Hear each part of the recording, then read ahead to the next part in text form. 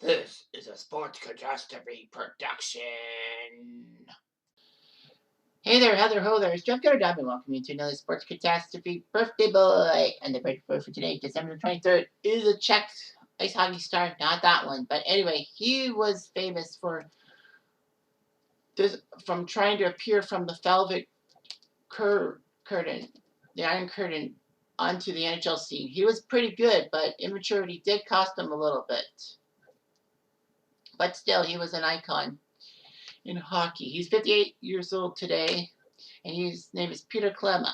Well, Peter Klima was in the Czech Republic. He was playing for Dukla. My apologies if I cannot pronounce that correctly. But the Detroit Red Wings, who drafted him 86th in the 1983 draft, figured they really wanted him so badly. And the Red Wings were probably trying to pay off Czech authorities to get Klima out of the Czechs. Unfortunately, that was weird. However, the Czech hockey authorities actually made no complete effort to clamp down and prevent Klima from traveling in Europe. And Klima managed to defect to North America during the summer of '85. That's why he wears number 85 on his hockey jersey. And of course, that's my number because that's the year I was born. But anyway, he became the first Czech player to defect directly to a US-based team rather than one of the NHL's Canadian teams because Quebec had the Stastny brothers and Montreal got Peter Sobota.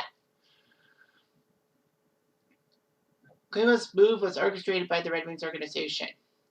Klima would ditch his Czech teammates during a team meal in West Germany and go to an undisclosed location in August 1985. Klima was under wraps in many cities to avoid the Czechs and their police pursuing him and all that. It worked quite well. The U.S. Attorney General Edwin Meese helped him get there through the political asylum process. There were plans to get him as bad as 1984, but they finally got him. So Klima arrived September 22nd, 1985, and all that.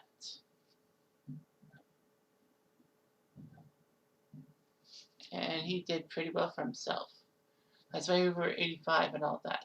We freed him. So anyway, with the Red Wings, he played 4 full seasons, and it looked decent. The Red Wings were a young team in the 80s. They weren't the powerhouse teams of the 90s and 2000s, but still, they were okay. However, Klima had disciplinary problems and all that. Training camp would cost him dearly.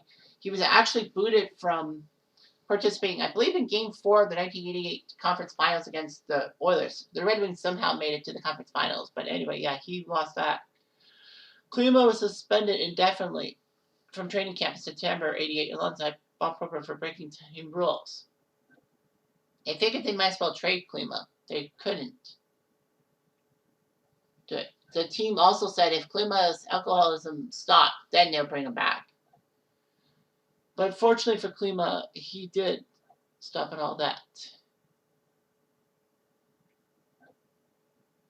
Anyway, Klima said that in November '88, well, his first team practice with the Red Wings, he apologized for everything. And Klima roomed with Bob Probert, which was kind of weird. It was like adding fuel to the fire for all of that. Strange as it sounded, Klima managed to stay clean from his problems, but Probert had substance abuse and subsequent issues with continuing behavioral years, especially Probert in 1990, or was it 91? Yeah, I think it was 1990 that he got caught trying to smuggle stuff across the border. So anyway, Klima played for Detroit. He was young, but he was a little immature. And before the 1990 season, they decided to trade him alongside a disgruntled Joe Murphy, who threatened to sit out because he didn't like the situation in Detroit, despite him being the number 1 pick in the '85 draft, 86 draft, sorry.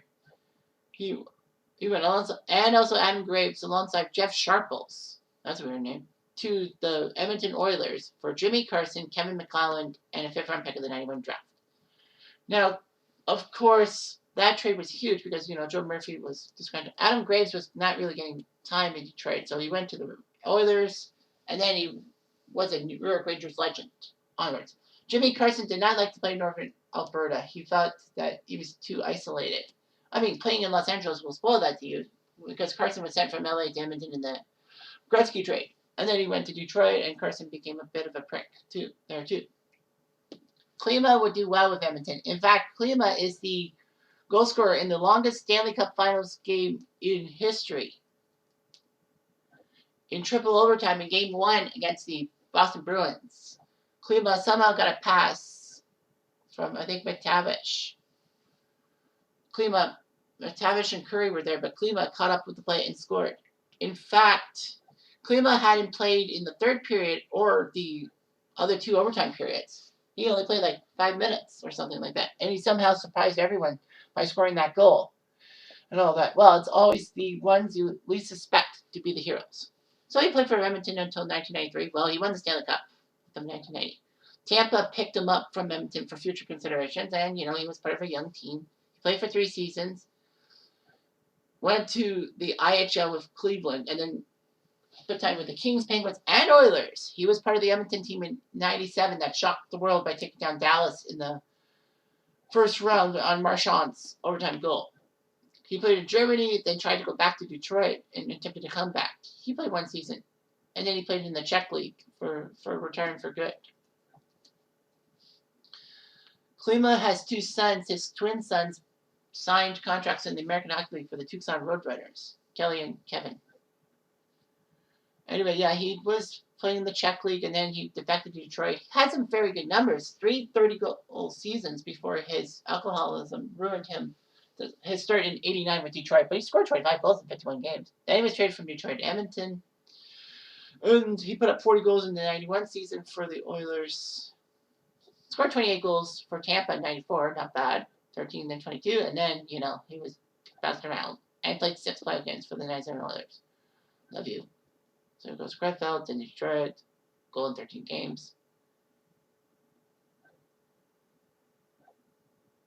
313 goals in 786 games.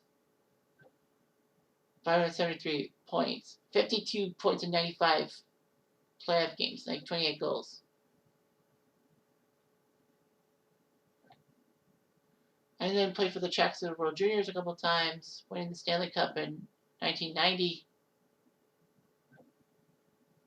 For the Oilers, yeah, he did okay. I mean, in the NHL. Sure, he wasn't the most recognizable 300-goal scorer in the NHL, but, I mean, hey, he scored a goal for the Oilers in Game 1 of the 1990 Stanley Cup Finals in triple overtime. That's hard to do. I believe the only other triple overtime game in Stanley Cup Finals history was the Igor Larionov one, and I did him a while back. So, yeah, Peter Klima is a pretty good number. And he was 85, so that's cool. Anyway, I'm Jeff Diamond. I do.